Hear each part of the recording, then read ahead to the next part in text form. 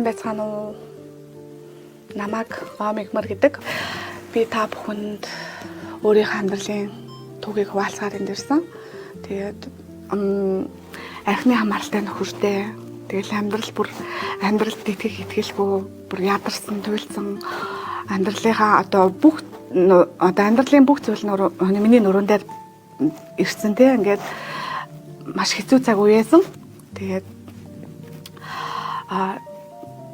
жаргах шиг фэйсбүүкээр явж байсан жаргах шиг нэг сэтгэл гэдэг эргэтэн бол өвддөг юм аа. Тэгээд энэ өвдөлтийг бол хангаах хэрэгтэй гэсэн тийм зүйлийг олж хараад тэгээд амьдрал маань нэг айгүй хэцүү зүйлүүд байсан л да. Архины хамааралтай амьдрал те аргээр нөхрөө аврах те ингээд нөхрөө архинаас гарах гэсэн хүсэл тэр бүхэн маань миний хувьд айгүй хүнд хэцүү өдрүүдийн нэг байсан. Жаргах шиг хөтөлбөрт хамрагдаад нөхөр маань амрагдаад идэгрээд те сэтгэлээ маань одоо тэр өвдөлтүүд те гонья гүзээ хадалт одоо юу гэдэг те хүний сэтгэлээс гардаг тэр гомцон байсан сэтгэл мэтгэл гэл энэ бүхнээ би жаргах шиг хөтөлбөрт ороод өөрийгөө яалж өөрийнхөө нөхрөө уучаалж те гээд тэгээд ингээд явж явах хугацаанд би маш олон зүйл бид хоёр хамтдаа нөхөртэйгээ хамтдаа туршиж үзчихсэн. Манай нөхөр энэ зүйлээс гарахын тулд олон газруудаар очиж байсан, лам дээр очиж байсан, бөөдөр очиж байсан, олон эмчилгээ хийлгэж байсан тий, тариулж байсан, эм ууж байсан тий, бүхэл аргуудыг бид хамтдаа хийсэн боловч энэ зүйлээс юусаа гарч чадахгүй байсан. Эдгэрлийг авахгүй юу н олон газрууд явсан боловч сэтгэлээ тэлж чадахгүй буцаал нөгөө зүйл рүү ороод өвдөөл тий. Өвдсөн ч гэсэндээ чи өвдөөд үхэн штэ гэж яхад хүртэл нөхөр маань тэр зүйлээсээ салж чадахгүй байсан л да. Тэгээ аргаа барсан хүнд өдрүүд надад байсан санаа зовнол айдас те нөхрийгөө хүчвэ гэсэн айдас энэ бүхэн надад байсан. Тэгээд арга ер нь ингээл хайгаал хаан сайн газар хаан л одоо те архины хамаарал архинаас гаргах бүх зүйл байна. Тэр зүйл рүү бид хоёулаа хамт явдаг, хөтөлцөөл хамт явдаг байсан. Гэвч бид хоёр ямар ч итгэлийг олж авч чадахгүй эргээл буцаал нөгөө зүйл рүүгээ эргээд орчдөг байсан л да. Тэгээд би жаргахшийнхаа фэйсбүүкээр ярьж байгаа нэгэн хараг сонсоод ер нь бол сэтгэл нь өвдсөн юм байна. Арх гэдэг бол өвдөлт юм байна. Архины дон гэдэг маань бол ерөөсөө сэтгэл өвдсөн хүнд илэрдэг шинж юм байна гэдгийг ойлгоод тэгээд анх ингээд нөхөрлөгөө багш хичээлүүдийг явуулаад тэгээд бид хоёр хамтдаа үзээд тэгээд манай нөхөр ээжигээ давуулаад анх жаргах шиг эдгэрлийн өргөөг зорж ингэж очижсэн. Тэгээд нөхрийн маань өөрчлөлттэй надад бүр үнэхээр гайхалтай санагдчихсэн те хүний одоо хуруунд ингээд өргөс ороод тэр өргөсийг авсантай адилхан нөхөр маань өдөр бүр инээж ад жаргалтай болж нүдэнд нь гонигтай байсан харсан хүртэл ингээд сэргэж иржсэн л та. Сайн байцгаана уу? Намайг Хасогт Болдын Тамир гэдэг. Тэгэхээр энэ жаргал багшийн хөтөлбөрт оролцоод би яг юуг ойлгосон гэхээр их маш энгийн. Өнгөрсөн үеийн өөрийгөө ойлгож сурсан. Тэгэхээр өнгөрсөн хугацаанд энийг ерөөс ойлгохгүй явсан юм байна. Жаргал багшийн хөтөлбөрт явж байхдаа тэгээд ер нь ихэнх Монгол залуучууд, миний үеийн залуучууд одоо нэг 80-аад оны залуучууд төсөлтийн баяр, хонхны баяр, 8 дугаар ангийн хонхны баяр, 10 дугаар ангид бас хонхны баяр гэж болдог байл. Одоо л 12 жилээр хүүхд залуучдаас суралцжээ. 10 жилийн хөтөлбөртөө ерөнхий боловсролын сургууль байхад 8 дугаар ангийн хонхны баяр, 10 дугаар ангийн хонхны баяраар залуучуудаас энэ гашуун нэрсэн эдийг бас сууж эхэлсэн байдаг ахна. Зарим нь бүр ирт эхэлсэн ч хүмүүс. Гэтэ би нөхрийнхаа гараас давхыг ерөөсөө хүсээгүй л те. Өрөвдсөн. Үнэхээр л энэ арх гэдэг чинь өвчин юм байна гэдгийг олж хараад эхэлсэн. Сонсоод мэдрээд багш хичээлүүдийг ингээд хальт сонсож явахдаа жаргаа гэдэг багш чинь өвчин идгээд юм чинь миний нөхрийн бас энэ өвчнийг идгэх юм байна гэж би хамгийн сүүлийн найдвар байсан. Хүсэл байсан те. Гэтэ би энэ хүслээ биелүүлж чадсан. Бидний амьдралд ирсэн, бурхнаас ирсэн бэлэг бол жаргах шиг сургалт байсан. Энэ хүний чин сэтгэл байсан. Энийг би бол одоо амьдралаараа харуулад аз жаргалтай гэр бүлийг бүтээгээд үр хүүхдтэй элэг бүтэнтэй үлгэрлээд ингээ явж чадчихэв. Жаргалтай, сэтгэл дүүрэн, хайр дүүрэн охтуудыг бид энэ нийгэмд илтгэж байна. Тэгээ жаргах шиг хөтөлбөрт яваад энийг ойлгож гисэн л дээ. Би яг анх ээдээ нэгт ороход энэ тусгай бүр хөтөлбөр байгаагийн донтолтын хүмүүс төрөөс хөтөлбөр байгаагүй. Тэгээд өвчтөн хүмүүстэй би цог нэг ингээ баг болоод идэвхтэй насжилт нэгдүгээр ангид анх ороо сууж хахад тэнд хавдартай хүмүүс байна, хууч өвчтөн хүмүүс байсан. Тэгээд би төвчгүй хэлсэн л да ангийнханд. Та нар чинь ерөөсөө өвчтөн хүмүүс өнөө маргааш хүлээж байгаа, өглөө хүлээж байгаа хүмүүс шүү дээ. Би чинь та нараас шал тис ондоо хүмүүс, би чи аригчин хүмүүстэй гэдээ хэлээд байна. Тэр үед одоо манай Бацаагаан захирал маань миний багш мөрөн ментор маань байла. Тэр хоёр маань хараад бас надад ярих боломжийг олгосон л дээ. Тэгээ би өөрөө хэлсэн. Би үл аригчин, би ийм зүйл байсан гэдэг. Яг тэр аригчин чи ярих хэрэгцээ шаардлага, өөрийгөө ойлгуулах хэрэгцээ шаардлага, хайрлагдах хэрэгцээ шаардлага, хүсэл сонирхол байгаад. Нөхрийгөө би ингээд өөрөө л би хийдэг, би чаддаг, би хийдэг гэсэн эгондоо барагдаад нөхрөө би ингээд үнэхээр өөрөөсөө түлхсэн байсан. Тэ? Архинд орох шалтгаан бас өөрийгөө байна гэдгийг би сэтгэлийн хөтөлбөрт оролцоод суралцах явцдаа энэ хүнийг ийм хэмжээнд хүргэсэн хүн би юм байна гэдгийг би өөрөөсөө бас олж харсан. Дандаа нөхрөө буруудахдаг хөрчил сэтгүүтэй те энэ хүн намайг ингэх хэвээр энэ хүн намайг хайрлах хэвээр гэтэл би өөрөө хүртэл тэр хүнд хайраа өгөөгүй байсан. Хайраа хармалсан байсан. Хайр гэдэг зүйлийг баг мартсан байсан. Тэ? Өнгөрсөн хугацаанд бол тийм л хүн байсан юм байна. Хүлээн зөвшөөрөгдөхийг хүссэн, хайрлагдахыг хүссэн л хүн тэнд өнгөрсөн хугацаанд алхаад явуулсан байгаа байхгүй ганцаараа сэтгэл зүйн асуудалтайгаа ингээд нүүр тулаад ийцсэн. Тэгээд сэтгэлийн хөтөлбөрт ороод хайраар дүүрч, хайраар бүр ингээд оршиж те хайр дүүрэн болж нэг харахтаа хүртэл хайрын сэтгэлээр харж ямар хэрэггүй цаг хугацааг ингэж бидээ гомдож бидээ тунж те муу сэтгэлээр амьдэрсэн юм бэ те тэрийгээ л аягүй олж харсан. Гэтээ бит хоёр одоо ингээд одоо цаг дээр бол ингээд үнэхээр жаргалтай хайрлаж байгаа, хайр дүүрэн оршиж байгаа. Тэгэхээр нөгөө story telling гэдэг одоо энэ нэвтрүүлгийн маань гол утга нь болохоор бид хүүхээ ярих хэрэгтэй юм л дээ. Тэр миний өнгөрсөн цаг хугацаанд би асар их амбицтай хөвгт байсан л да. Хүүхдээ хасаа. Хүсэл мөрөөдөл ихтэй. Хүсэл төвжлтийн төлөө хэвчдэг тийм хөвгтэйж. Олонний анхаарлын төвд байх дуртай хөвгт байсан байна. Олон найзуудаар хүрээлүүлэх дуртай. Тэрнийхээ яг голд нь явдаг. Одоо нэг эцэг мал хэмээх тэрэн шиг. Тиймэрхүү төрлийн хүн байж. Тэгээд амьдралдаа яг энэ чинь хүний амьдрал юм чинь алдаа оноо гэж байна. Алдан оноо. Тэр болгонд миний хажууд миний хань ижил байсан. Намайг алдаа оноотой маань зүг хайрлаж, халамжилдаг. Бүх зүйлд миний дэргэд байсан. Тэгээ би өөрөө хүн гэдэг чинь энэ хөтөлбөрт яваад хүн сэтгэлийн гуйлгчилж амьдрдаг юм байна гэдгийг олж харсан л да. Тэгээ анх бол нөхөр маань арх угаараа ингээд би бол нөхрийгөө эхний 5 жилийн турал архичин гэж боддоггүйсэн. Алга болчдөг нэг залуучууд байдаг шүү дээ, тэ. 4-5 нугаа шоудаал алга болчдөг. Миний нүдэн дээр арх уудгүй, арт нь би хүүхдүүдэд хараад ажиллаа хийгээл өнгөрдөг тийм эмэгтэй байсан байхгүй юу? Сүүлдээ энэ байдал маань улам их дамжраал, тэ.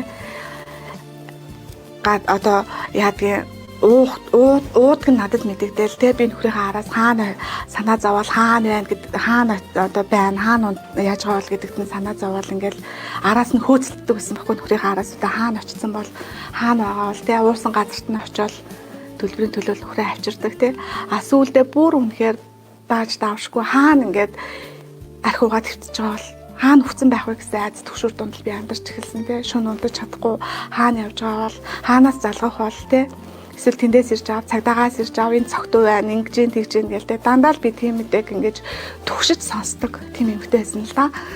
Тэгээд энэ зүйлийг туулах үнэхээр тэгэл Монгол зөндөө эмэгтэйчүүл тийм байгаа хэл та.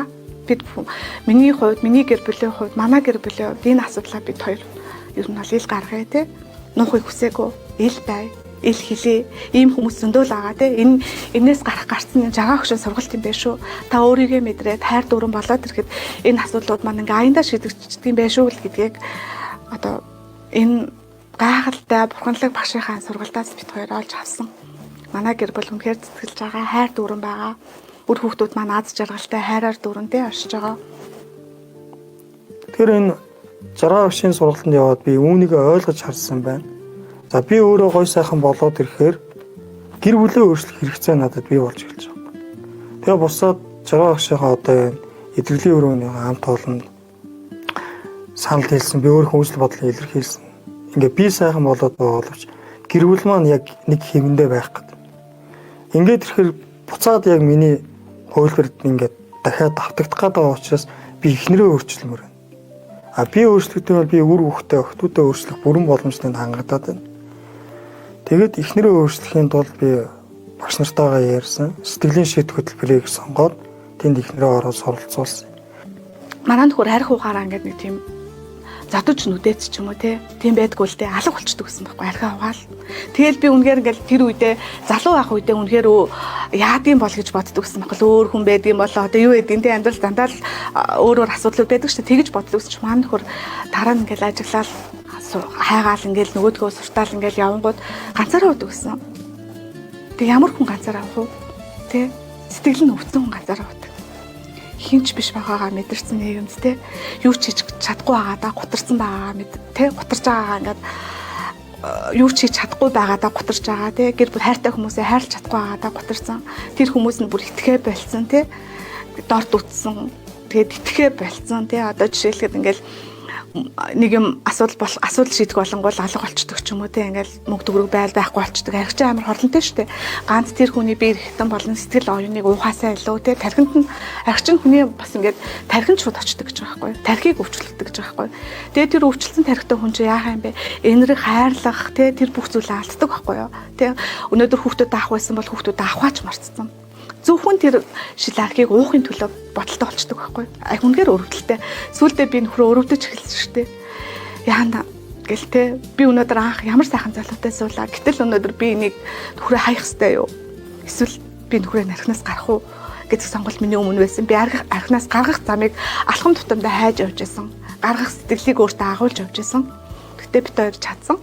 Энэ нь бол манай эдгэрлийн өргөө жаргах хөшөө сургалт байсан. Тэгээд би ажлынхаа хажуугаар тэгэл ер нь ингээл фэйсбүүкээр хаана лайфтай хамааралтай юу байна, ямар багш байна. Тэгээ бүх юм ингээл сонгоод судлаад бас ингээл нөхөрлөгөө явуул. Манай нөхөр татгалцдаг бүгдэнд нь л миний тал зогсож байдаг. Эдгэрэх аргыг хайж яадаг те. Гэхдээ л нөгөө тэр сэтгэл гэдэг зүйлээ дийлж чаддаггүй байхгүй юу? Архины хамааралтай хүмүүс тэрийгээ дийлж алан гарахад бол асар хэцүү. Тэгээд анх би жаргахшийн сэтгэлтэй холбоотой л нэг юм подкаст мөн үү тэрийг сонсож байгаад нөхөрлөгөө явуулсан байхгүй миний харин энийг сонсоод үзээч те. Ер нь л чиний буруу байхгүй мэн те. Чиний сэтгэл чинь өвдсөн байгаа мэн гэл. Тэгээ багшийн нэг сургалтыг миний явуулсан сургалтыг бид хоёр телевизээр YouTube дээр тавиад ингээ хоёлаа сонсоод тэгээ бүр тэр үед хоёлаа л уйлжсэн. Хоёлаа л энэ арх гэдэг зүйлдээ тэнцэжсэн байхгүй бид хоёр. Манай нөхөрч гарахыг хүсчихсэн дааж болохгүй чадахгүйсэн. Яах арга нь үнэхээр мухарцсан байсан. Тэгээл бид хоёр хам сонсоод хоёлаа уйлаа л те. Яах вэ хараад гэл ингээл ярилцаал ярьж байгаа шүү дээ нөхрийгөө сонсож байгаа. Тэр хичээлийг сонсоол тэгээд манай нөхөр маргааш ээжийг дагуулсан явна гэл. Тэгээ хадам ээж манай нөхөр хоёр эдгэрлийн өргөөг зориод тэгээд анх тэр сургалтыг үнэгүй ивент болж исэн. Ээжигээ дагуулад манай нөхөр очиж исэн. Би ажил дээр үлдээл. Тэгээд манай нөхөр тэр зүйлийг сонгосон маань бидний амьдралыг одоо те бидний хамгийн зөв болох юм байсан. Ханаа би энд явнаа гэл те. Тэгэл бүр нөхрийнхөө тэр нэг юм инээмсэглэл надад марчигддаг юм. Яг л нэг тийм миний хайрлаж байсан тийм хөөрхөн инээмсэглэл миний өдөөс харж байсан л та. Тэгээд би ч итгэсэн манай нөхөр тэр 30 хоногийн хичээлийг нэг ч удаа таслаагүй өглөөр тусаал явдаг байсан. Тэгэл эдгэрэл 2-т нь явсан, эдгэрэл 3-т нь явсан. Тих болгонд нөгөө манай гэрт хайр дүүрч эхэлжсэнийг би мэдэрч байсан л да. Хөө эн чинь нэсэн биш те. Би бодохдоо манай нөхөр дургуун өндөө явдаггүй байхгүй юу? Хүсээгүй зүйлдээ явдаг. Гэтэл эхний өдөр яваал ерөөсөө л инээмсэглэл ороод ирсэн. Тэгэл нөхөр маань бүр асгартай уйлсан гэдгийг сонсоод те би бүр гайхсан штэ. Бүр цорхорслоо уйлсан гэхээр тэр хүн ямар их өвдөлтийг мэдэрч ямар зовлонтой амьдэрсэн байх нь те. Хайрлаатай л хамт жаргана гэж амьдэрчаад хажууд хүнээ ийм зовлонтойгоор амьдруулсандаа би бүр дараа нь би юмгаа бодоод өөрийгөө бүр ингээл хүүе чамд асуудал байсан биз дээ гэдгийг би өөрөөсөө олж харсан л та. Миний нөхөр дээр үед ингээл бүр ингээд нэг ирэх жоохон хүүш шиг те ингээл хөө ханаа би энд явнаа гэл аав нь гоё болно гэл охтуудтай гэл тэгэл гэртээ орж ирэх болохын да аав нэрлээ гэж орж ирдэг болсон манай нөхөр. Аав нэрлээ гэд ингээд гэр дүүрээд гис даав ирэхэд ямар идэг лээ те. Аав нэрлээ гэдэг ингээд орж ирэх. Миний тэр үгийг сонсоход хүртэл миний сэтгэл дүүрэн. Манай нөхөр одоо хүртэл яг тэгж орж ирдэг. Манай хүүхдүүд хүртэл гэртээ би ирлээ гэж орж ирдэг. Өмнө нь бид нар тэгдэггүй байсан шүү дээ. Аав нь шалан дээрээ согтуу хөвчж явах ч юм уу те. Гэрээр дүр архины шил хөвлөрсөн байдлыг миний охтууд харсан байхгүй юу. Тэгээд нөхөр маань нэг 2 дахь 3 дахь хичээлдээ орж ирэнгүүтээ энэ сургалтанд суугаад ер нь бол удмын цэцэл болт юм байна ханаа. Би охтуудаа өөрчлөх юм байна. Би охтуудынхаа замыг замчлах те. Сайхан амьдралыг бүтээх тэр зүйлдээ очсон юм байна гэд манай нөхөр ингээ хэв хайр баяр хөөр дүүрэн ирдэг болсон. Тэгээд нөгөө 2 дугаар нөгөө нэг архиуд хүн чинь айгуу тийм цочмог юм характертай болчтой юм лээ амар бухимдуу болчтой ууралдаг догшин болчтой байхгүй юу. Тэгэнгүүт нөгөө айгуу хөөрхөн зөөлхөндөө охтуудтайгаа ярьж гаан зөөлхөн охтуудаа тэр шахаа болол те эрхлүүлээл тэрэл нуруунд дээр өөрөөл энэ ч л амьдралын хаз жаргал шүү дээ тийм үстэй энэс л юу ахав те. Тэгээд нөхөр өөрчлөгдлөө. Тэгээд би бас жоохон өөрчлөгдөх хэрэгтэй болсон. Би үзэлтэй хүн чинь те. Би үзэлтэй би л энэ зүйлийг хийгээд явж байна. Манай нөхөр бол зөндөл аялал жуулчлалын чиглэлээр ажиллаж байсан. Тэгээ нь хуулийн ингээл фермерэнд ажиллаж байсан. Хуулийн чиглэлээр ажиллаж байсан те. Тийнгүүд л нөгөө арх гэдэг зүйлтэй уучраад ирэхээр л нөгөө хариуцлага алдчихдаг, ухаанаа алдчихдаг, хийх ёстой маалтчихдаг. Тэгэл ажилгүй болдог, хинч болдог те. Яг зөндөл сайхан боломжууд бид хоёрын дунд байсан л та. Бид хоёр хувийн бизнес эрхэлдэг байхгүй юу? Тэнгүүд хөр маань надад одоо туслах хэрэгтэй шүү дээ тий. Тэнгүүд тэр миний туслах ажилд дуургүй. Тэгэл би өглөөнөөс оролцдог тий. Мөнгөтэй байхын тулд хүүхдүүдийн төлбөрийг төлөхийн тулд тий. Ажиллах хэрэг шаардлага заашгүй гарч байгаа шүү дээ. Өглөө гараад орооролдог. Тэгээд би чинь айгүй ойрхон манай хүүхд 4 охин маань бүгдээрээ л 2 3 насны зөрөөтэй 10 14-өөс 5 насны хооронд 4 охин байгаа байхгүй юу. Хүүхдээ төрүүлэл би шууд 20 хоногтод 7 хоногтод ажилдаа ордог тий. Энэ хооронд манай нөхөр хүүхдээ харна л да. Яг үнэндээ бит хоёрын байр солигдсон л байсан байгаа байхгүй юу. Нөхрийнхөө одоо тий одоо гэр бүлээ тэжээх тий тэр одоо байх гэрээ эрхэн байх орон зайг нь би урд нь ороод хаацсан байсан байхгүй. За чи хэрэгүүдээ чиний ажил цалин чи юм чинь энэ ажлаа би хийчихээд тий. Ингээд эхлээд нөхөр маань одоо ингээд гэртээ суугаад хүүхдээ хараал тий. Бас хажуугаар ерөөсөө өөрийгөө мартдаггүй хүн байсан л да. Юм сураал явж байдаг тий. Тэгсэн байсан ч гэсэндээ хамт олонгүй тий хүүхдээ хараал хүүхдээ хардаг ээжүүд ямар хэцүү байдаг вэ? Яг тэр шиг л амьдрал манай нөхрийн өмнө байсан байгаа. Би тэрийг бол ойлгоогүй явжсэн байгаа байхгүй. Тэгэл тийх хугацаанд архив. Тэгэл архиусан буруутан болно. Гэтэл тэр хүний хаан сэтгэлд нь ямар шарах байгаад байна, юу байгаад байна гэдгийг ойлгож анзаарах зөвхөөгүй л амьдарч байсан байгаа байхгүй. Тэгээд энэ олон ер нь тэгэл ажиллахгүй л амьдрахгүй гээл те ажилдаа бүх зүйлээ зориулаад өөр хөвгтөө орхиол ингээл хань ижлээ хайраад дутаагаал амьдарсан хүн би юм байна гэдгийг сэтгэлээ шидээс би байхдаа олж харсан. Зөрчлүүд ер нь гарч ирсэн гэхээр нөгөө миний бие гэдэг үзэл чинь илүү их давмгаа болчихж байгаа байхгүй юу. Нөхөртөө дөөжүү тайван байгаад байдаг те. Зөндөл асуудлууд гарч ирж байгаа юм. Би ч н одоо ингээл биел хийгээд байна, биел ядраад байна, биел тэгээд байна гэл ингээл те. Тэгвэл нөхөртөнд ингээд уурлахаа болчлоо шүү дээ. Уурлахаа байлаад хайр дүүрэл гэр ингээд ирэнгүүт би ч бас өөрчлөгдөх хэрэгтэй шаардлага гарч ирж дээ. Ерөөсөө зайлшгүй те. Би ингээд дутуу хайрын сэтгэлтэй те. Тэгэхээр манай нөхөр намаа ингээл одоо би жоохон ингээл нөгөө нэг архиугаад ирэхэд ууралдаг гэсэн чи тэр зангаа хайхгүй байгаа шүү дээ. Байгаа л надад ингээл байж ин тэр нөгөө бухимдал уур гомдол маань энэ дотор байгаад ирж шүү дээ. Тэр хүний гомдол сэтгэл маань байгаа л гэдэг. Тэр гомлоод тэр нөхрийнхөө хичээлийг бас ингээд манай нөхөр хичээлд яваад ирэхээр л хичээлээс үзсэн олж авсан одоо туршлагуудаач гэдэг юм уу те олж авсан тэр үнэтэй сургаалуудаа надад ярьдаг гэсэн байхгүй юу. Тэгэл чи юу явах хэрэгтэй юм бэ? Гэл надад тэр саналыг тавиад би тэгээд ер нь дандаа л өөрийгөө хойш тавьдаг. Би яагаад сурч болохгүй гэж, би яагаад өөрчлөгдөж болохгүй гэж, би яагаад жаргалтай амьдарч болохгүй гэж гээ тэ. Тэгж бодоод би бас өөрөө орыг шийдсэн ш. Нөө хайрын мэдрэмжүүд маань бүр ингээд асарсан л байсан юм билээ л дээ. Яг би яг нөгөө нэг хайрлагдаагүй нөгөө өөрийгөө хайрлахгүй эмэгтэй шинжүүд гэсэн хичээлүүд орж ирж байсан. Тэр хичээлүүд дээр л би ерөнхийдөө энэ чинь би юм биш үү гэл. Тэгээд юу нь бол бусад бид нар бол ингээд хичээлийн хувцад хүмүүсийн туйлал, амьдралын түүхийг сонсдог штэ тий. Энэ бас айгу өөрийгөө олж харах бас тий. Өөрөөсөө тэр зүйлүүдийг хайх тий. Адилтгаж үзэх. Нэрээ надад ийм шинжүүд байдаг штэ. Нэрэл энэ эмэгтэй бодол сэтгэл би яг юм байсан юм биш үү гэдэг ингээд хүний амьдралын одоо тууллаас бас ингээд өөрийгөө бас олж хардаг юм билээ л дээ. Хүн энэ чинь ийм байсан юм биш үү. Нэрэл баг бахта ийм бодлыг тээж байсан юм биш үү тий. Ер нь хүүхэд насн дээр очоод тэр хүүхэд насныхаа хайрлагдаагүй охин байсан л да би. Яг л тэр аавдаа хайрлагдаагүй тэр хүүхэд ахын тэр 70 тухамсарт байсан тэр юм маань л надад иргээл энэ амьдралд. Би яг анх нөхөртөө дурлж исэн тэр мэдрэмжийг л авсан л да. Нэг тийм хөөрхөн залуу дурлал, хайрлал, хөдөлцөөл хамт амьдралыг мөрөөдөл битээр алхдаг байсан байхгүй юу? Гаргаараас хөдөлцөөл. Тэгээ энэ амьдралыг босгох хүртлээр хамт алхна. Хойлоо сайхан амьдралыг бүтээнэ гэж хойлоо гудамжинд хамт те. Юу ч гүйхэлсэн амьдрал маань өнөөдөр 4 сайхан хүүхэд те. Юм бүтээгээл битээр явж байна. Тэг хугацаанд ингээд хайр маань их дундраал хэлсэн гэлээ. Би бинийг хайрлах хайр маань дундраад. Тэгээд сэтгэлийн шид хөтөлбөрт ороод хөрийгөө дахин дурсан гэх юм нөхөртөө. Би үнэхээр сайхан залуутай суундаа гэж бодоод суусан. Асуусан замнал дундаа жоохон хэцүү л байсан тий. Хэцүү штэйс. Гэтэ ер нь бол би амьдралдаа сална гэж хэлж ярьдгүй байсан. Тэр үгийг нэг гаргадгүй байсан.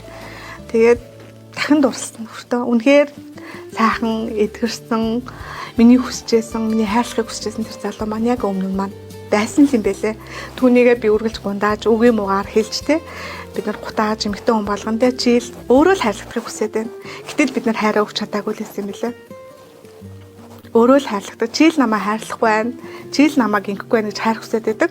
Гэтэл нөгөө талд маань нөгөө эр хүн маань бас хайрыг хүсэжсэн байсан юм лээ. Сэтгэлийн шид хөтөлбөрт ороод хөрийгөө ингээд харилцаа маань аягүй сайхан сайжирсан. Бид хоёр хоёулаа ягаад ч энэ хөтөлбөрт хамрагдсан болоош тэр юм уу? Бүр үнээр гайхалтай. Амьдрал юм сайхан байдгийг тий. Хайр дүүрэн байдгийг, аз жаргалтай байдгийг. Ороо олгон төгшүүртэй тий. Өнөөдөр битгий тийм байгаасаа гэдэг бодол маань өөрчлөгдсөн штэ. Гэрлүүгээ яардаг эмэгтэй болсон. Нөхрийхөө харахыг хүсдэг эмэгтэй болсон. Тэ хоёлаа ирээдүйн сайн сайхан амьдралыг одоо цагтаа сайхан амьдрахыг тэ бүх зүйлээ бүтээж амьдрахыг хүсдэг болсон.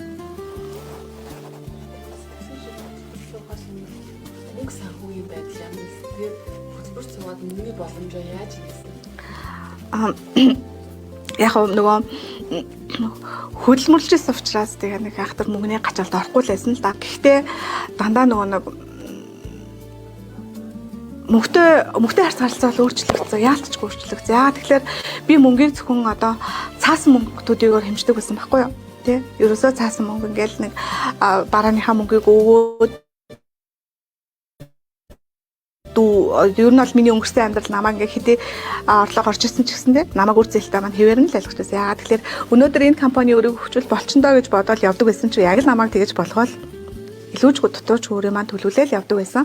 Тэгээд сэтгэлийн шид хөтөлбөрт ороод би өөрийгөө одоо ингээд чи үнэхээр хайрлах хэрэгтэй, чи өнөөдөр жаргах хэрэгтэй гэд өөрийгөө би ингээд нэг тийм баригдмал зүйлээсээ чөлөөдөд эхэлсэн л дээ. Жаргах хэрэгтэй, сайхан зүйлийг хүртэх хэрэгтэй.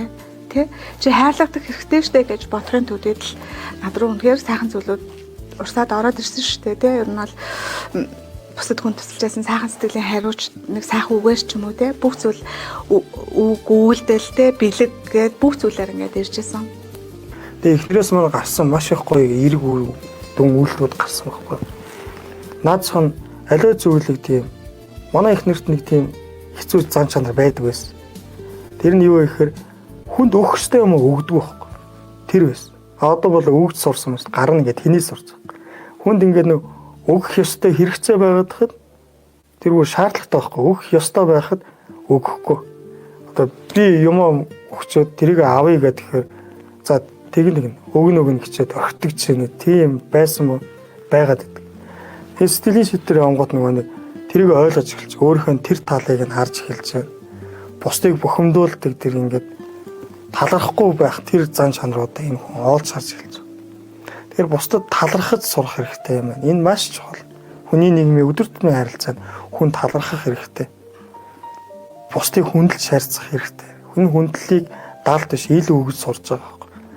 Хүн таалагдсан бол таалагдсанаа хэлэх хэрэгтэй. Талархаж бол талархснаа хэлэх хэрэгтэй. Нас хүйс харгалзахгүйгээр тэр хүн ямар хүн байхаас үл хамаарч мэдэг болж дөлмөн хүн байсан ч тэр хүнтэй төрүүлж мэдлэнэ гэдэг үл нь асар том соёл юм гэдэг хүн өөрөө олж харах хэрэгтэй. Юм хүндлээс харилцаанаас харилцаа үүсдэг гэдэг чинь өөрөө өрөөсөө л ойлголт. Би тэрүүгээр яг л хүмүүжээд өссөн хүмүүс. Би энэ хүн надтай сайхан харьцсан бол би сайхан харьцна гэдэг. Тэгэхээр чинь буруу болоод ирж. Тэрний оронд би энэ надаас дор нэгэн байсан ч би тэр хүнтэй сайхан харилцах хэрэгтэй юм гэдэг ерөөсөө ойлгоогүй байсан. Тэр годомжны хүн байна, орон гэргүй хүн байна хамаагүй тэр хүнтэй хүн гэдгээс орон хүнийг хайрлаж харьцах хэрэгтэй болчихсон. Манай гавьяат бол чимэдгөө тэгжсэн. Хөөлчөн хүн байх хэрэгтэй гэж хэлсэн. Тэр үгийг би өөрөө мартчихсан байсан байна. Хөөлчөн хүн байх хэрэгтэй гэд бодоод байсан боловч яг хэрэг дээр энийг хийцээж хэрэгжүүлдэг байсан. Хүнийг хог шиг харж сурсан байгаа. Хүнийг хэрэгцээ шаардлага хангаад дуусны дараа гаргаад хайж болдгийг ойлгочихсон байна. Энэ тэгээд хэвийн үзэгд юм шиг хүлээн зөвшөөрсөн байна. Гэтэ ийм байж болохгүй шүү дээ. Бид хүн хүнээ хайрлах хэрэгтэй. Хүн хүнээ хүндлэж ойлгох хэрэгтэй. Эрдүүл тэр хүнийг ойлгох хэрэгтэй байна. Тэр хүн жоохон л алдаа гарсан. Нэг зүйл дээрээ л дутуу. Түүнийг нь олж хараад засч чадах юм бол энэ надтай адилхан хүн гэдгийг л би ойлгох хэрэгтэй. Адилхан цус байна уу байна? Адилхан эдис байна уу байна? Адилхан мах эсэс бүрдсэн хүн гэдэг чинь олон биологи амт юм байна.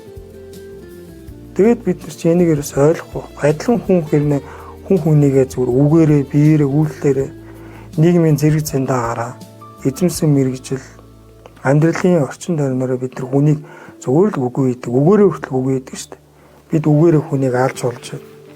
Зүгээр энэ сошиал дээр хэн нэгэн хүнийг дуртай үнийг нэгээ доромжилж чадчих шүү дээ. Гэтэ эцэс тэр доромжлоод байгаа нь насан турш өмнө үү? Сүүл хүүхэд байна уу гэдэг бид ямар ч шалах боломжгүйгээр тэнд бид өөрсдөө хохироод яваад байдаг. Тэр хүн гэдэг чинь сэтгэлийн амт юм. Энэ сэтгэлийг чинь бий болгохын тулд юун дээр анхаарах хэрэгтэй. Манай энэ хөтөлбөр дээр чинь бяцлал гэдэг. Энэ бяцлалаар дамжуулаад бид өөрсдийнхээ дотоод мөн чанар руу харах хэрэгтэй байхгүй. Энэ дотор өөрийн амьдралын далд хомсдогтой холбоотой тул энэ бяцлалыг ашигладаг. Карл Юнг хэлсэн байдаг шүү дээ. Хүн 1000 ингээд бяцлал хийгээд цагаан гэрлийг харлаа гэдэг тэр хүн гэгэрчгүй. Өөрийнхөө дотор байгаа энэ хар бараан хэсгийг хүн олж харж чадах юм бол тэр хүн одоо ухаалт хүрч байгаа. Би яг үүний төлөө зорж байгаа. Харин энэ зорж өөрийнхөө ойлгож чадж байгаа зүйлүүдийг бас бусад суралцагч нартай бид хэлдэг, тэднийг сонсдог, зөвлөдөг. Та юу мэдрв? Таны мэдэрсэн мэдрэмж юун дээр байв? Онцлог нь юу вэ? Надад нэг юм мэдрэгдлээ, танд тийм мэдрэмж. Тэгвэл энэ хоёр мэдрэмж юугаар ялгаатай вэ? Ингээд бид хоорондоо бие биенээсээ суралцж эхэлж байгаа. Түүнээс энэ багш авийн ялгаа зааг ерөөсөө байхгүй. Багш мөн шавьяасаа суралцж болно, шавьж багшаасаа суралцж болно. Өнөөдөр багш нар юу хийдэг вэ? Суралцагч нартай хаалгыг л онгойлгож өгдөг. Бид боломжийн хаалгыг онгойлгож өгдөг. Тэгээ нэг хаалга хаагдахад дахиад нэг хаалга, өөр нэг хаалга нээгддэг гэдэг үг гэдэгтэй л яг адил. Бид тэр бүхнийг боломжийг бид ямар нэгэн шаардлага тавихгүйгээр, ямар нэгэн болцол тавихгүйгээр одоо манай мөрөн багш Бацаа багш яриад БХЯ гэдэг манай энэ хөтөлбөрийн юуны оролцогч нар гэх юм мэдэх баг. Тэ нөө болцол үгүй, тэ хариугүй, ялгарлахгүй гээл тэр бүх хайрлах хэрэгцээ шаардлагууд чинь биднээс гарах ёстой байхгүй. Хүнээс л ёстой гарах ёстой зүйлийг тэнд хэн нэгэн хүн сайн сэтгэлийн үүднээс л та бүхэн санал болгож байгаа. Хүнийг ялгаж харьцах хэрэггүй юм байна. Хүнээс хариу нэхэж хайрлах хэрэггүй. Хүнд болцсон шаардлага тавих хэрэггүй юм байна. Ерөөсөө л үгүй. Тэгэхгүй бид одоо тэгээд харилцаанаас харилцаа үүсдэг гэхээр тухайн муухай харьцаар би тэр хүнтэй бас муухай харьцах хэрэгтэй болж байгаа. Тэрс нөгөө хүчирхийлэлээр даръя гэдэгтэй адилхан болж байгаа. Тэрний оронд яагаад болохгүй гэж надтай муухай харьцагтай би тэр хүнд инээс талархаж харьцъя л да. Уучлаарай. Муухай үйл даргалаа уучлаарай. Миний буруу. Энд надаас юу унах? Би ингэж хийснээр тэр хүний өмнө дор болчих юм. Тийм ерөөсөө байхгүй мөн гэдэг зүйлийг би энд ойлгосон. Энэ боломжийг олгосон энэ коуч жаргал багшийнхаа баг хамт олон арын албанд ажилладаг хүмүүстэй гүнээ талархал илэрхийлье. Өнөөдөр хасагт болдын тойр миний би намайг өөрийгөө ойлгох бүрэн бололцоо боломжоор ажлын байр одоо сургалтын танхимаар сайхан энэ сургалтын гарын авалга материалуудаар хангаж өгч өөрийгөө олж нээх энэ амьдралыг хаялалд оруулж өгсөн талархлаа. Гэр бүлээ олж авахд маш их талархлаа. Баярлалаа. Миний том охин надад тэгсэн байхгүй. Аава та одоо яг юу хийж байна гэдээ надад асуусан. Би эсвэл аав нь яг өөртөө асуудалтай байсан хүмүүсийг тэдгээр хүмүүсийг тэр донтолтоос нь харахад аав нь чиглэж ажиллаж байгаа гэсэн чинь миний охин надад нэг л үг хэлсэн байхгүй. Аава би танаар бахархаж байна гэсэн. Энэ үл нэр ямар ч шагналаас илүү шагнал юм лээ. Хүн шиг илүү гоё шагнал гэж хаана байх вэ?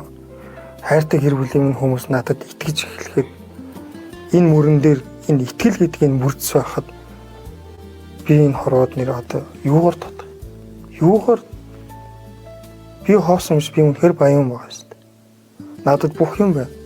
Хайртай гэр бүл минь байна. Хань ижил минь өр хүүхдүүд маань байна.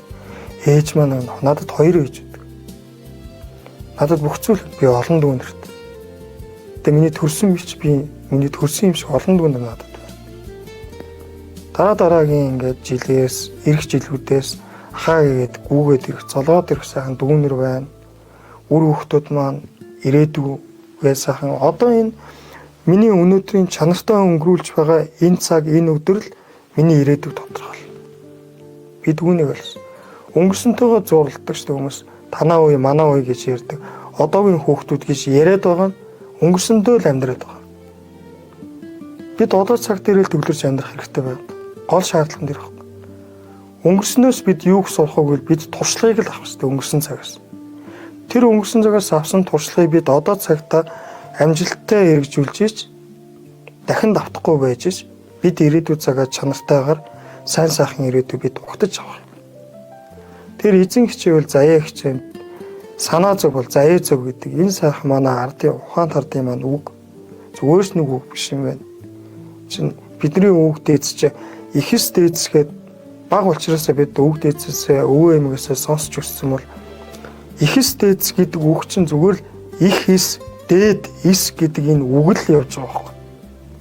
Тэгэд бидний үг дээдс шинжлэх ухаан, орчин үеийн шинжлэх ухаанд энэ эсийн энэ аргын генетик салбарыг эд судлаад нээлтүүдийг гаргаж аваад бидний үг дээдс тэнгэр үзэлтэй байсан, тэнгэр шүтлэгтэй байсан энэ хүмүүс их эс буюу эд эс гэдэг энэ хүн гэдэг чинь олон эс тавьдсан юм байна.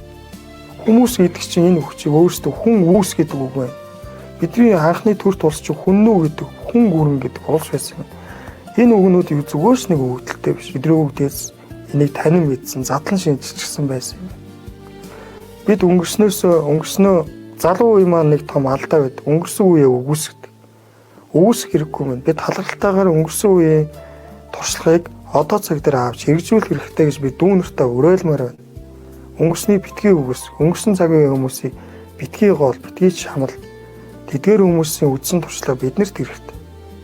Өнгөрсөн үед амьдарч ирсэн гээд одоо энэ ахмадууд маань бас залуу үеэ битгий үгүйсгээс энэ цаг үетэй хөл нийлүүлж шалгах хэрэгтэй байгаа. Хэрэгцээ шаардлага тэр. Нийгэм нь өөр болсон. Одоогоос 20 жилийн өмнө за 90-ад оны үед одоогийн шиг мэдээллийн шуурхай урсгал гэдэг зүйл байв. Хүмүүс урд өдөр нь хэдэн өдрийн өмнө бичигдсэн сонин хэвлэл дээрээс л мэдээлэл авч амьдэрдэг байсан бол одоо шууд дурын иргэн сэтгүүлч болсон. Шууд гар утсаа гаргаад бичлэг хийгээд интернет дээр түгээж хүн болгон хэвлэл нийтлэгч, хүн болгон сэтгүүлч болчихсон.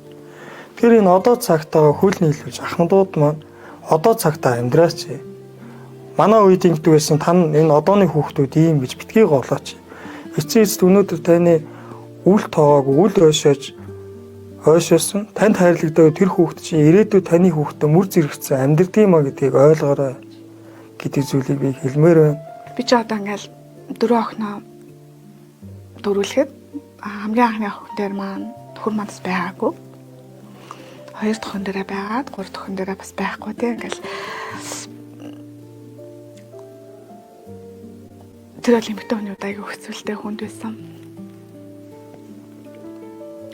Одоо ч ингээл ярахын төдий ингээл асууж маар санагддаг.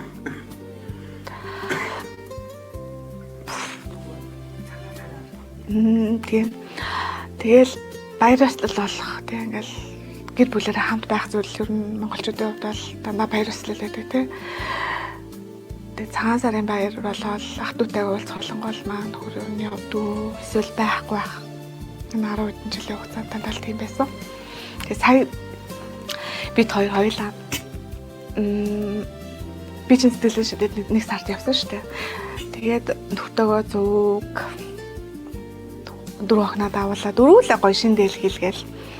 Анх удаа бид нар ингээд элэг бүтэн хайр дүүрэн те ах дүү нараараа ингээд зочилсон. Тэр маань миний амьдралын бас ингээд мөрөөдлүүд энийг байсан те баяр болгоноор хамт ширээ тараад ах дүүгээ ах дүүтэйгээ залгоод явна гэдэг бол те тэр мөрөөдлөө би биелүүлж чадсан. Тэгээд манай нөхөр аягүй гоё мөрөөдөлтэй. Ер нь л хизээ цаг хэлдэг жиг класстаа болно гэж өртөгсөн байхгүй. Тэгээд бид хоёр цагаан сараар майл гэсэн явжсэн чинь маань нөхөр бид нөгөө нэг аква шар аква ундаг байхгүй шар акваас надад бол Азийн цуглаагаар би уралдаанд хожоод бас авчихсан бэлэг бэлэгшээлтэй тийм шар өнгийн аква унаа тэгээд бүгдээрээ шиндээлтэй 4 охиндоо шиндээл нөхөртөө шиндээл өдөөл хувцсыг бэлдээд энэ жил үнэхээр бүр хайр дүүрэн сэтгэл дүүрэн тий жаргал дүүрэн баясгал дүүрэн цагаан сарыг үтсэн л дээ. Тэгээ явж байхдаа маань нөхөр жиг класстаа болно гэл надад тэгсэн. Тэгээ би дотроо ингээл үргэлж дандаа л ер нь бол ингээл өнгөрсөн амьдрал нөхрийнхээ хэлсэн санаа болгоныг би дандаа эсэргүүцдэг төрлийн хүн байсан байгаа. Гүүгүй болохгүй тэр чинь болохгүй гэдэг ингээд өөрийнхөө шийддэг. Ер нь хөвчлэн их зүйлээр тэгж өөрийнхөө шийддэг байсан. Тэгээ нөхрийгөө тэгж хэлэнгүүд би дотроо тийд хараа хоёлаа тэгжтэй хоёлаа удахгүй жиг класс уннаа гэл ингээд нөхрийнхээ яриаг ингээд дэмжиж тэгээ тэр дэмжих хүсэл маань бас ингээд хичээлээсээ л олж авчлээсэн л да жаргах хичээл сууж авах өдөр тутмын хичээлийнхаа хавцаас та нар ингээд эмгтээчүүл та нар чинь бүгдээрээ нөхрийгөө дандаа тэгж дарддаг шүү эр хүний тэр чанарыг нэгдэг шүү гэл те тэгээд тэр хичээлээс авсан юугаар ингээд тухайн үед дотроо би тэгж болохгүй шүү гэд бодоод тэгээ нөхрөө дэмжил өө тгийгээл тэгээд ингээд G класс тамира G класс унна гэсэн бол миний толгойд ингээд ороод ирсэн. Тэгээд ер нь G класс гэж юу ямар машин байдаг гэдгийг би Google-с хараад тэгээд 1879 онд үйлдвэрлэгдсэн хамгийн сайн чанарын тийм юм унаа гэдэг юм дөрвөлж машин байдаг юм байна гэдгийг олж хараад ингээд дэвтэр дээрээ тэр оныг бичээ G класстай болно гэдэг одоо мөрөөдлийн дэвтрүүд байдаг шүү дээ тэр дэвтэр дээрээ бичээд тэгээд 4 сарын 1-ний өдөр нэгэн 4 сар гараад битээ манай дүү манадад G класс машин бэлгэлж байсан. Тэгээд манай гэр ингээд G класс нөхрийнхөө мөрөөдлийг одоо биелүүлсэн тийм юм их байгаа байхгүй юу би. Тэгээд нөхөр маань надаас яг асууж ирсэн. Миний ани мөрөөдөл юм ингээд. Тэгсэн чинь би бас мөрөөдлөөч мэдгүй амьдэрсэн байгаа байхгүй. Тэгээд би сэтгэлийн шийдвэр хөтөлбөрт оронгуудаа миний мөрөөдөл юу болсон бэ гэхэл нар шиг амьдран тий. Нар шиг хайрыг түгээсэн тийм эмэгтэй болно гэсэн мөрөөдлийг бас өөртөө олж авсан байгаа. Тийм мөрөөдөлтэй болсон байгаа. Сэтгэлийн шидэд суугаад мөнгөнийхөө боломжийг бол нээсэн сайхан машинтай болсон. Дээр нь ажил бизнесийн хувьд бол одоо ингээл бид нар бол ингээд бизнес эрхлэгчшүүд бол ингээл зээл авах гэж хөөцөлтөөл те араас нь хөөцөлдөж явдаг шүү дээ. Гэтэл нөгөө нэг зээлийн харилцагч эдийн засагч нар маань те Хас банк, Хаан банк, Төрийн банкны эдийн засагч нар бүр өөртөө ирээл та ингээд бизнесээ өргөжүүлвэл тгий ингээ гэсэн ингээд үнэхээр гой саналууд над дээр бас ирж исэн. Тэгээд миний хувьд мөнгөтэй харилцах бодол сэтгэлээс өөрийнхөө ажил дээр бас би өөрчилж эхэлсэн л те. Өмнө нь болохоор би дандаа л ингээд одоо жишээлгээд цалингаа тавихтаа ч юм уу те ямарваа нэгэн барааныхаа мөнгийг өгтөө би ингээд жоохон мөнгөгүй болох ч юм шиг тийм мэдрэмжтэй үлддэг гэсэн учраас нөгөө өгтөө жоохон ингээд аюу хайран ханддаг байсан байхгүй юу. За дараа өчнөө гэл ингээд өчтөг ханддаг. Харин би энэ хөтөлбөртөө сонгуудаа өгстэй мэн гэж бодсон. Өгөөд эхэлсэн бас ингээ хэрэгжүүлээд эхэлсэн багшийн зааврын дагуу нэрээ өгстэй байна. Мөнгөний бодлоо би өөрчлөх ёстой байна. Би бас бусад хүмүүсийн амьдралыг бас ингээд надаас авч байгаа мөнгөөр энэ хүмүүс чинь амьдарч байгаа шүү дээ. Тэгэхээр энэ хүмүүсийн мөнгийг өгье гэсэн сэтгэлээр хандаад эхэлсэн чинь бүх зүйл аягүй сайхан урсаж орж ирсэн. Надад одоо борлуулагч нартайгаа харилцаагаа би өөрчлөөд тэд нартэйгээ чин сэтгэлээсээ ингээд аягүй гоёор харьцдаг болсон л доо. Тэгсэн чинь ингээд бүх боломжууд нэгдэж эхэлсэн. Бараа маань шинэ болж эхэлсэн. Шинэлэг бараагаар би үргэлж дүүрч эхэлсэн. Миний бизнес урагштай бүх шин зүйлүүд ингээд над дээр ингээд орж ирдэг болсон. Тэгээд мөн би ингээд үйлчлүүлэгчтэйгээ ч гэсэн хайрын сэтгэлээр хандаж эхэлдэг. Хайрладаг болсон. Хайрын тэг өгөөмөр сэтгэлээр ханддаг болсон тий. Үргэлж намайг ингээд одоо жишээлбэл ингээл бид нар ч олон цаг ажилладаг учраас ажилдаа их төрсдөг гэсэн байхгүй. Тэгээ би сэтгэлийн шийдвэр хөтөлбөрт ороод бүр ажилдаа дурлсан, хайрлаг сэтгэлээр хандаж эхэлсэн. Би ч нэрээ ингээд энэ ажлыг хийж энэ олон мянган хүмүүсийн хүнсийг төхүүлж өгдөг. Би амар буянтай ажил хийдэг хүн байж дээ гэж өөрийгөө бүр ингээд өргөмжөж эхэлсэн. Тэгээд зээлээ төлөхдөө тий банкныхаа зээлийг төлөхдөө хүртэл би үнэхээр сайхан сэтгэлээр өгдөг болсон. Өгстэй гэж бодож өгдөг болсон. Би өгстэй. Би банкны ажилтны цалин өгж байгаа хүн. Хүүхстэй энийг дагаад миний бизнес өргөжнө гэж ингэж өгөөмөр сэтгэлээр ингээд ханддаг болсон. Би болохоор нөгөө маш их тийм мантра маяг юм сонсдог байсан л да. Жиол тэ өөрийгөө зоригжуулдаг жиол үзэсгэлэнтэй бүр өөрийгөө талент хараад хөөрхөн сайхнаар төсөөлж тэ төсөөлийн аргыг аягүй хэрэгэлдэг байсан. Ер нь бол ингээл ямарваа зүйлийг авч байгаагаар ямарваа зүйлийг бэлдсэн байгаагаар энэ төр төсөөлийн чадвар маань ер нь аягүй хөгжсөн. Тэгээд дандаа сайхан зүйл боддог. Дандаа өөрийгөө эерэг түвшинд байлгах хэрэгтэй гэсэн тийм багшийн үг миний бүр ингээд зүрхэнд орсон тэ чи зөрүү зүйл тохиолдох юм бол тэрийг эргээр хуургаад бодох хэрэгтэй. Муу таагүй зүйл тохиолдох юм бол чи тэрийг эрүүл өөрчилж зөв талаас нөгөө талаас нь боддог байх хэрэгтэй. Тэргэлдээ заадаг штэ. Тэрийг айгүй хэрэгжүүлдэг байсан. Тэгээд өөрийгөө айгүй сайхнаар мэдрэх. Тэр бол айгүй зөв юм байлаа. Эмэгтэн өмнө нь болохоор би чинь надаа ингээл юм болгоны арт ингээл сексис үстэй те ингээл ядарсан нойргүй 6 цаг унтаал өглөө эрт 12 цагт хаагаал гэстэй очиж 1 2 гэж унтаал өглөө эрт 7 цагт босдог тийм эмэгтэй байсан байхгүй юу. Тэгээ өөртөө зарцуулах цаг, найз нөхдөөгөө уулзах цаг энэ би бүр өөртөө огтгонж гаргадаггүй ажилтаа завгүй гэсэн байсан байхгүй юу. Өөрийгөө гээсэн гэсэн үг те өөрийгөө гээсэн өөрийгөө бүхнээс доо хайн тавьсан тийм байсан. Би энэ хөтөлбөрт ороод би өөрийнхөө хайртай хүмүүс цаг гаргаж эхэлсэн. Найз нөхдөдөө цаг гаргаж эхэлсэн. Би ч нэрээ жаргах хэрэгтэй штэ. Би ч нэрээ энэ зүйлийг хүртэх хэрэгтэй штэ гэдэг ингээд ирэнгүүт надад тэр сайхан боломжууд нэгдэж ирсэн тий. Тэгээд өнгөрсөн амьдрал ер нь архины хамааралтай амьдрал амар хэцүү. Энэ болгоны хүн гараа нуудаг байхгүй юу? Нуудаг тий. Нууж амьдардаг. Гэтэл би сэтгэлийн шидэд ороод нэг нуух хэрэггүй юм байна те. Нуух хэрэггүй юм байна. Ил гарах хэрэгтэй юм байна. Архины хамаарлаас үүссэн сэтгэл зүйн олон асуудлуудаа энэ дээрээ давж гарч чадах юм байна. Олон мянган ээжүүд начиг зовлонтой ээжүүдтэй эмэгтэйчүүд та нар тийм сайхан өөрийгөө өөрчлөх, амьдралаа аварч үлдэх ийм гарц байдаг юм байна шүү. Миний амьдралыг жаргах шиг хөтөлбөр бол аварсан шүү те. Таныг ч бас аварч магадгүй тэр боломж чинь байж магадгүй шүү гэж би энэ намайг үзэж байгаа олон эмэгтэйчүүдэд ээжүүдэд хэлмээр байна. Урайлмаар байна. Та бүр нэг сонирхоод үзээрэй. Би өөрчилсөн. Тэгээ намайг таньдаг хүмүүс хараад энэ одоо ийм байсан юм уу гэж үнэхээр гайхах бах. Энэ охин өдөржин шүнжин дэлгүүр дээр ажилласан. Ард нь ийм амьдрал байсан юм уу гэдэг ингээд бодох байх л та. Тийм шүү дээ. Миний ард үнэхээр хэцүү амьдрал байсан. Ажил мөнгө гэж явсаар хагаад би нөхрөө архич болгоцсон байсан. Нөхрөө архин туртаа болгоцсон байсан. Нөхрөө хайраар дутаацсан байсан. Тэ? Энийгээ би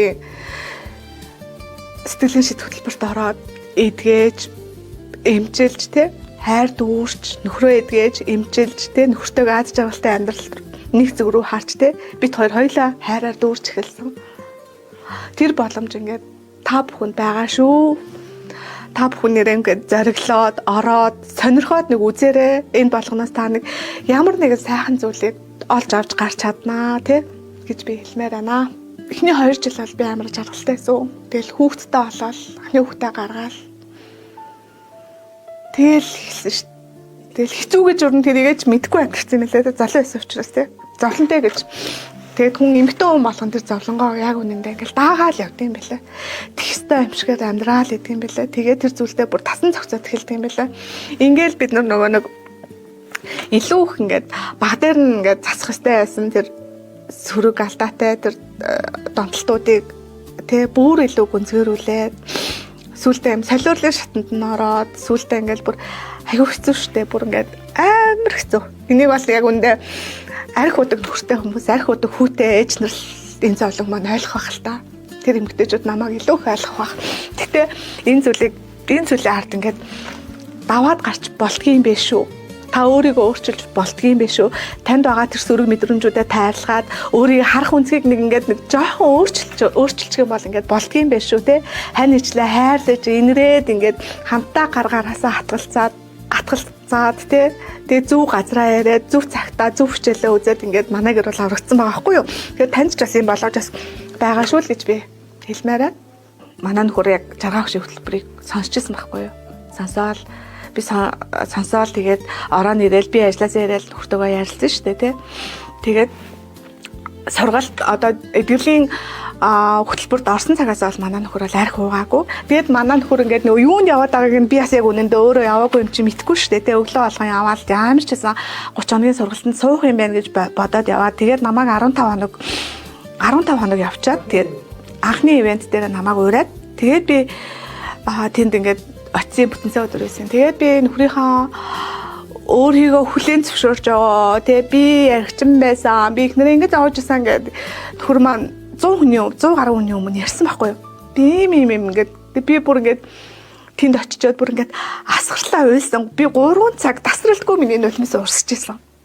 Нөхрийнхаа тухай яриаг сонсоод бэлтгэл зугаа жаргагч анхны миний одоо яг бүрэн дүүрэн хичээл явагддаг процесстэй сонирхож исэн үе байхгүй юу? Тэгээ би бүр ингээд тэр 3 цагийн турш миний нулимс бүр ингээд урсаад исэн бүр ингээд тогтгүй урсаад исэн. Тэр үед ингээд тэгээд тэр үеэс миний ингээд дотор ингээд цэлмсэн шүү бүр ингээд эдгэрэл явагдсан баг л та надад бүр ингээд тэр 3 цагийн нулимс бүр ингээд өөрөө ч ингээд зогсгүйгээр ингээд урсаж исэн. Би тэр үед эдгэрээд нөхрийгөө уучлаад тий би түүнийхөө ингээд өөрийгөө өмнө нь энэ хүн чинь архичин гэдэг хүлээн зөвшөөрдөг байсан. Би бол архичин биш гэж. Тэр архичин гэдэг хүлээн зөвшөөрөө зовлонт амьдралаа түүхтэйгээ өөртөө одоо ингээд нүүр тулаад тий үнэн түүхээ яриад ингээд зогсож байгаа нөхрийгөө хараад би бүр ингээд гайхсан асгартлаа би уйлсан. Тэнд байхдаа би ингээд өөрийгөө бүр эдгэрлийг би ингээд авсан. Тэр бас айгу миний хувьд бас их тийм сайхан мөч байсан шүү. Тэ нөхрийгөө ингээ өөрийгөө хүлээн зөвшөөрнө, өөрийнхөө үнэнтэй нүүр тулна гэдэг бол тэ хэр баргийн хүний хийх зүйл биш шүү дээ. Тэгээд нөхрөөрөө бахархах сэтгэл төрсөн тэнд бүр ингээд үнэн сэтгэлээсээ өөрийнхөө тухай яриад тэ дотроо онгоолгоод ингээ ярьж байгаа нөхрийгөө хараад би ингээд бахархах сэтгэл төрсөн. Сэтгэлийн шид хөтөлбөрөөс өмнөх нөхрийгөө хардаг байсан би ингээд ерөөдөө миний сэтгэл хөрөх тийш нь хандсан тэ. Хайрлах мэдрэмж маань унтарсан, хайр маань нилээд дундарсан. За яасан ч ахвдэл болцсон байжсэн. Тэгээд сэтгэлийн шид хөтөлбөрт яваад алхам тутамдаа хичээлүүдээ үзээд эн чинь бас өөртөө ажиллана шүү дээ. Ганц бид нар дан сонсох биш те. Сонсон зүйлээ хэрэгцүүлэх те. Өөрийгөө олох те. Өөрт манд байгаа тэр болохгүй зүйл болоогүй да тайлах, өөртөө ажиллах бас их зүйл байсан л да. Тэгээд ингээд хараад би энэ хүртөө ингээд нөхрийгөө харах таландаа одоо би амар жаргалтай байдаг. Харах таландаа би дууралдаг те анх дууралжсэн. Яг л анх бүр ингээд салж хагцгүй мэт дууралжсэн тэр дуурал маань эргээд надад ирсэн шүү дээ. Бид хоёр би нэрхлүүлээ гудамжаар алхаад явдаг болсон. Тэр нэг хөтөлцөө дөнгөж цаа наашаа ирэхдээ би тэр гэр ойрхон учраас хоёлоо алхаад хөтөлцөөд ирсэн байхгүй. Тэр чинь маа нэг найз залгаж байна. Хүүе чи ямар залуу хөтөлцөө явж байгаа юм бэ? Би нөхрөөгөө л аваа явж штэ тамираад зүг явж ирсэн чи муу юм уу гэж бүгдээрээ намайг тийгээд бүр амар инээдтэй бүр гайхсан штэ. Ер нь бол намайг сонсож байгаа эмэгтэйчүүд байвал те би бүхэл амьдралынхаа түүхийг та нарт ингээ үнэн сэтгэлээр хэлээ те би ингээд өөрөө ч өөрчлөгдлөө, төхрийгөө ч өөрчлөлөө. Энийгээ дагаад бид ч ад жаргалтай боллоо. Бүрэн дүүрэн байлаа тий. Таны хайр дундарч байгаа бол дүүргэх орон зайг та эндээс суралцаасай тий. Суралцах энэ бүх сайхан чиглүүлэх сургалтууд энд явдгийм байх шүү тий. Бүхэл бүтэн аз жаргалтай хизээд нурахад бэлэн байсан амьдралын маань жаргаа авшин сайхан хөтөлбөр ингээд аварч чадсан шүү л гэж би хэлмээрэн та нэг зориод ирээрэй л гэж би бүх сайхан Монголынхоо намайг үзэж байгаа нэмэгтэйчүүдэд уриалмаар байна. Та өөрийгөө ч бас өөрчлөх хэрэгтэй. Таач бас жаргах хэрэгтэй. Таач бас хайрлах хэрэгтэй шүү л гэж хэлмээр байна. Ер нь хүнийг хүн хайрлна гэдэг чинь хүндлэл, итгэл, хүч сэтгэлийн хүндлэл дутаа тэгэхээр энэ хайр гэдэг чинь байхгүй болч тийм. Тэгвэл хүндлэл гэдэг зүйлээ ойлгох хэрэгтэй болж би ихнэрээ хүндлэх хэрэгтэй. Хүндэлчиж битээрээ харилцаа чинь гоё төвшөнд явах хэрэгтэй байгаад шүү дээ. Тэр чинээрээ итгэл сэтгэлдээ чинь бий болно гэдэг. Хүндлэл гэдэг чинь ерөөс хүнд ил өгөх тэр сэтгэл л байхгүй. Далд биш. Би тэгсэн чинь ямар хүн байсан гэхээр хайраа далд илэрхийлдэг. Үгийн сайхнаар биш, үйлдэлээр эдгэждэг тийм ир хүн байж. Эхнэрийнхээ ямар нэгэн зүйлд нь илж бай, далдж бай, тусалчих юм бол, үйлдэлээрээ би хийчих юм бол энэ нь би энэ хүнд хайртай гэж илэрхийлээд. Тэгэхэд хүн гэдэг чинь сэтгэлийн амьтан үгээр дутдаг, бурмаар тийжэгддэг тийм амьтан байж. Энэ сэтгэлийг тэгж хийжих хэрэгтэй юм. Тэр зүйлийгээ би хайчсан байсан байлаа. Тэгээд үйлдэлээ хийж эхэлж байгаа юм л да. Чин зүгээр яриад яваад байх шүү дээ юм уу? Эсвэл зүгээр үйл хийгээд тах юм уу? Тэгвэл үйлдэл хийгээд яриад явах хэрэгтэй юм. Хоёулынгийн цуг хослуулах хэрэгтэй болж байгаа. Тэгээ үйлдэл хийгээд бас давхар ярьж хэлж хэлж явах. Өөртөө итгэлтэйгээр ичхгүйгээр хоёр сэтгэлгээр чинь хүнд сонголт байдаг. Хизээд ямар нэгэн байдлаар хүнд сонголт байдаг. Сайн сонголтыг хүн, муу сонголтыг гэдэг сонголтыг хүн хийдэг. Энэ сонголтыг бид хийдэг. Тэгээд би ч өөрөө нэг тийм төрлийн юм аахгүй. Гой сайхан зүйл болохоор хайртай хүндээ өгөх юмсан. Хуваалцсан юмсан гэсэн тийм сэтгэл надад байгаад дээ. Үүнийгээ дандаа буруу хийгээд байсан бэл. Тэгээ энийг зөв хийх нэг арга болж эхэлж байгаа юм. Бяцлаглаар далд хонстой холбогдож. Миний яг зүрхний гүнд миний дотор юу нуугдж байгаа юм? Би үүнийг хүнд зарцуулах хэрэгтэй. Хүнд харамгүй өгөх хэрэгтэй гэдэг зүйлсүүд. Тэгээ харамгүй өгөөд эхлэхээр энэ зүйл чинь надад буцаад бороо мэт орж эхэлж байгаа. Тэгээ нөгөө өмнө болохоор би яг юм триггер дээрээ их долмиг сул ячсан байгаа байхгүй. Манай одоо ингэ би ч өөрөө нөгөө хож эрх зүйч мэрэгчлээ. Эрх зүйч хүн чинь яг ямар хүчтэй юм гээд намайг сургуулаад өгч манай сургуулийн захирал надад нэг хоёр хүнтэй зөвлөгөө өгсөн. Хүн энэ ороод хоёр чухал мэрэгжил байт юм аа. Нэг нь эмч хүн. Эмч хүн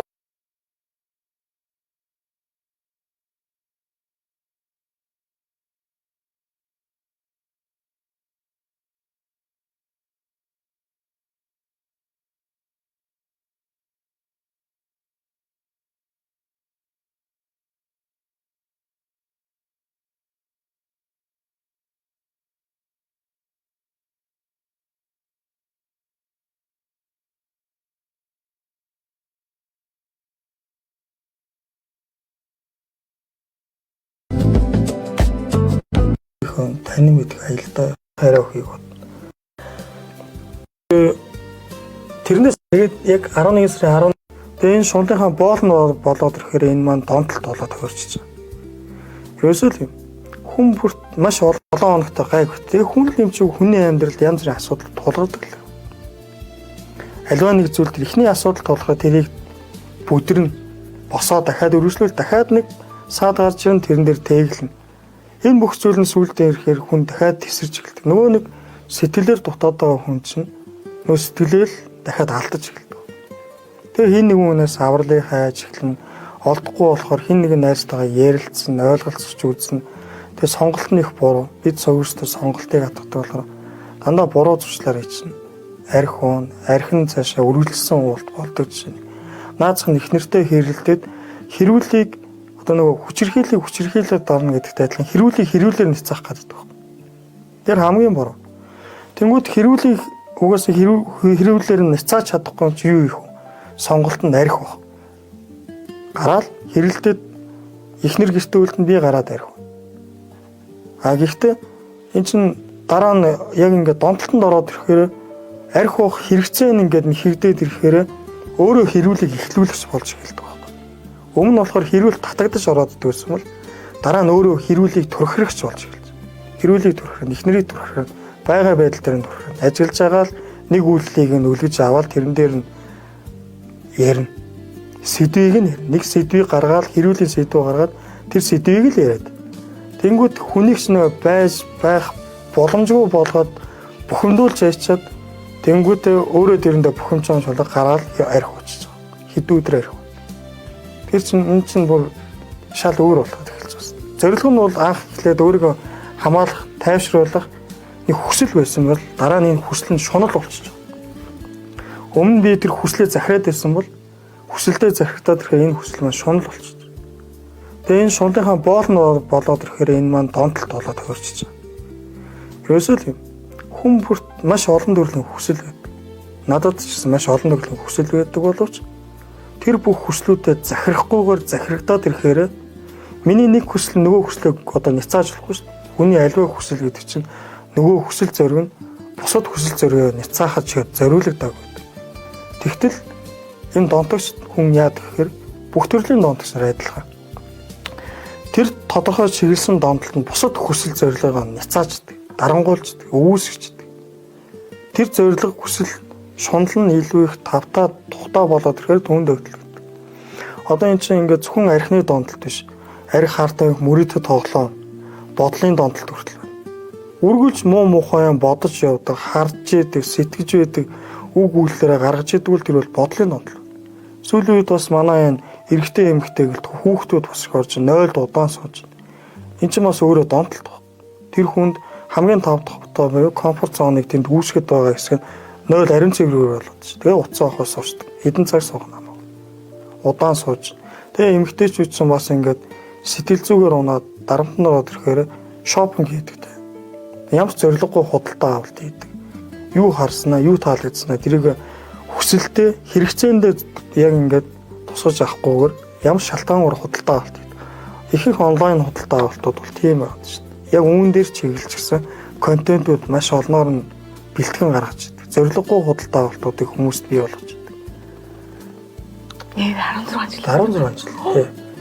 За 2010 оны 11 сарын 11-ээс бид хоёр анх үерхэж эхлээд манай ихний чинь 11 сарын 18-нд төрсөн байхгүй. Бид хоёр надаас нэг 3 сарын дүү.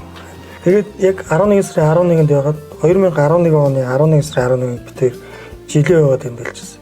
Тэгээд миний багын найз Гамбаа гэдэг тэр найзаараа би ингээд бас сюрприз өрөөд тэр найзаар нэг юм жилээ яваад тэмдэглэсэн нэг ресторан ингээд гоё засч шимглээд очвол мартсан мартаагүй. Би одоо санаж байна. Тэгээ бүгд дарагдсан дурсан биш. Нэртэй ингээд тухайн үед бид хоёр үерхэж байгаа шүү дээ. Үерхэж байхдаа би талархаа тэгш доотой 11 сарын 11 гоё өдөр байж гээд их нэртэй тийм спейс барьж ирсэн байна. Тэгээд 16 жил надад маш төвчээр тэгээ ууж мухаан гаргаж намайг хайрлаж үргэлж миний талд байсан самдаа баярлаа. Маш их баярлаа. Талархаж. Хондоож, зовоож, өөлгөөлж байсан юм. Тэгээ би түрүүн ярьжсэн шүү дээ нөө. Эхнэрийнхээ нүдэнд уруулсан гэдэг. Манай бол намайг өмнө айл үжээ таньдаг болцсон байсан юм л да. Найзаар маань дамжуулаад.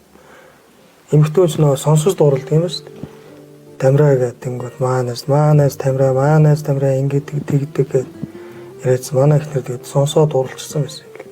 Би болохоор нэг үүдэн дээр эхнэртэй санамсруу яг найзтайгаа бас цуг явж байгаа. Санамсруу мөргөлдөөд тэгээ нүдрүү насан ч их гоё ногоон нүдтэй эмэгтэйс таалагдаад ямар гоё нүд вэ? Үнэхээр өстө гоё нүд юм.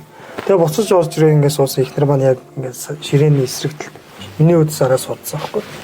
Тэгээ надад тэр танилцах тэр боломж олцсон тэр өдөр. Тэгээ танилцсан.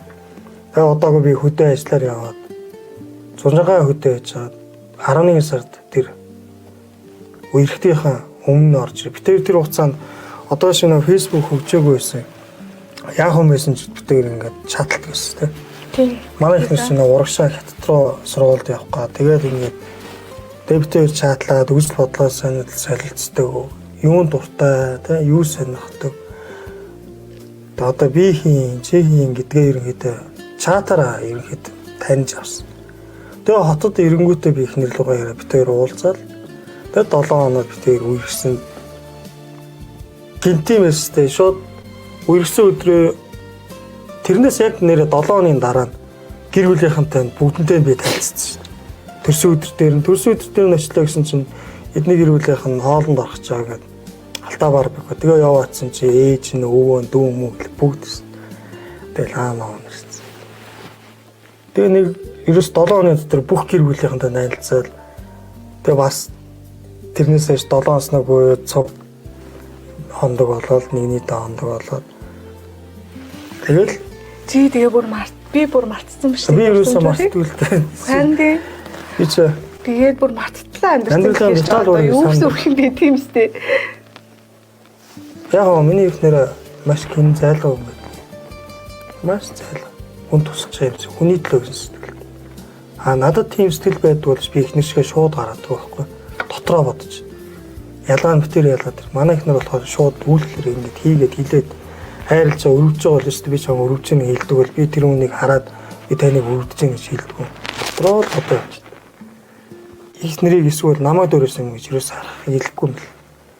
Миний ээж сүртэй байдаг, аав сүртэй байгаад байдаг. Яг ингэж ээж сүртэй тэр хүүхдэд сэтгэл зүй байдаг боловч ааваас өгсөн яг тэр хүүхдэд өгдлүүд байгаад байдаг.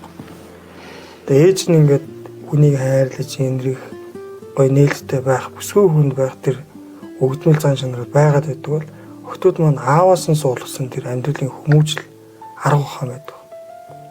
Миний охтууд чи бүгдийг л эдэлж ирэлж тэ. Одоо эзэмш сурсан биш дуу унж чадчихээн, скутер унж чадчихээн, цанаар болоод сурч байна, усан зил сурч байна. За ёстой одоо нэрэ бууд сурахаас бусдын л нэрээ сурсан байгаа. Тэгээ сургана гэж бодчихлоо.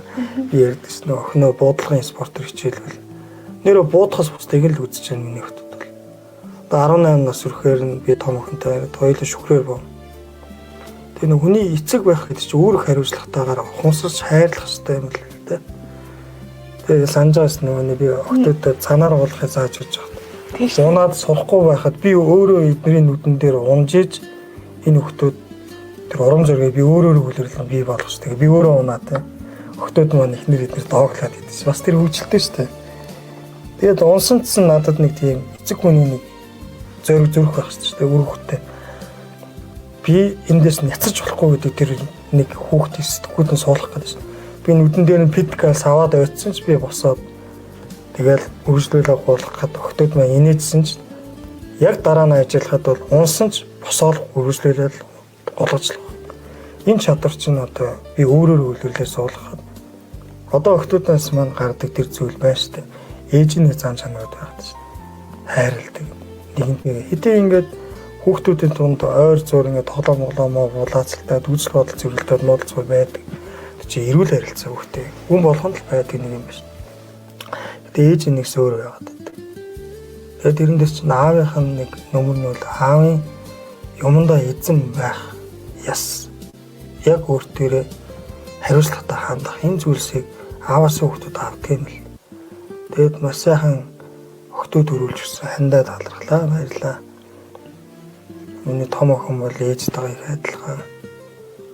Тэгээ аавын бас өвдөл байгаад байдаг. Дудаах нь болохоор бас их ээжээс харан сэтгэлтэй шүү дээ. Хүнийг өрөвдөж хайрлан насрынхан боддог. Тэгээ бодлоо яг ээжгээ чөлөөтэй ярьдээ. Их нүүрэмгээ. Бусдад нээлттэй. Тэрний дараагийнх нь бас их ярина их уян охин шүү дээ.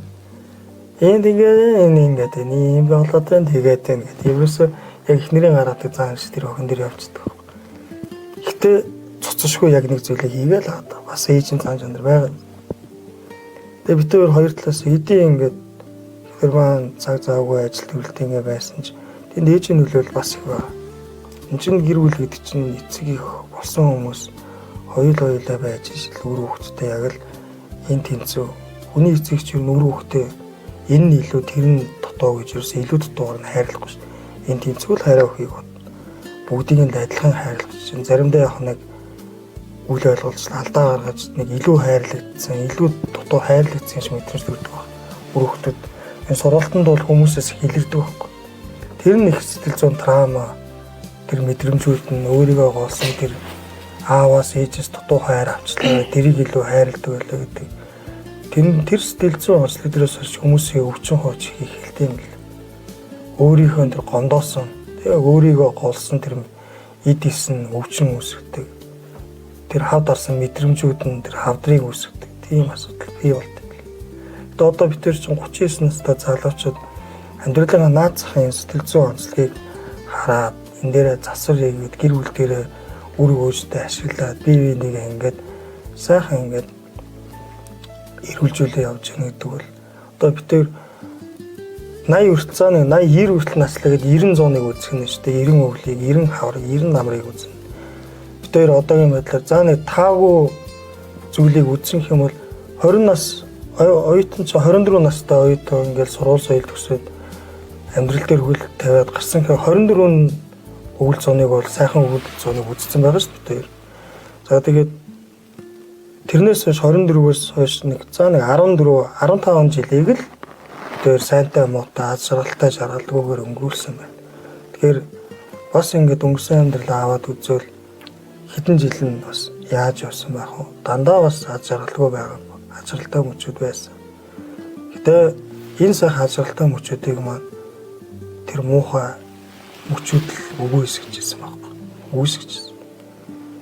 Тэр одоо бид тэр их азтай цаашдаа нэг 40 50 жил тэр сайхан зуныг өвлийн хаврын амрыг үзэх бол аз жаргалтайгаар өнгөрүүлэх нь шүү дээ. Ийм урт хугацаа биднэрт одоо байна гэдгийг л баярлж нэр тэгээд талархалтайгаар хайрлаж цаг мөч бүрий их нэртэйгээ ханд эр хүн гэдэг чинь ганцхан эмэгтэй дэрэгдээ ганцхан эмэгтэй тэрч энэ эмэгтэй зүрх сэтгэлээ өгнө гэдэг бол энэ амьдралын эр хүн басны нэг мөн чанар зодогтой эр хүн байх юм бас нэг сайхан авуустай чанар юм болов гэж би бодож байна. Энийг эмэгтэй зүрх сэтгэлээ өгч яг л ээжигээ хайрладаг шиг хайрлаж яваараа гэж үеийн залуучуудаа болон ахмад буюу дүүнэртэй бас сайхан өрөөлөө.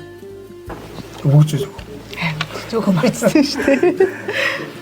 их нэртэй санал тавьж энэ сэтгэлийн шийдвэрлэлд бас оролцож өөрийгөө олж таньж зүрх сэтгэлийнхаа бас энэ ямар хязгааргүй орон зай байдгийг ямар боломжууд биднэрт өөрсдөө гарт маань байдгийг бас олж өөрийнхөө танин мэдэх аялдаа бас их нэртэй бас баярлж байгаа.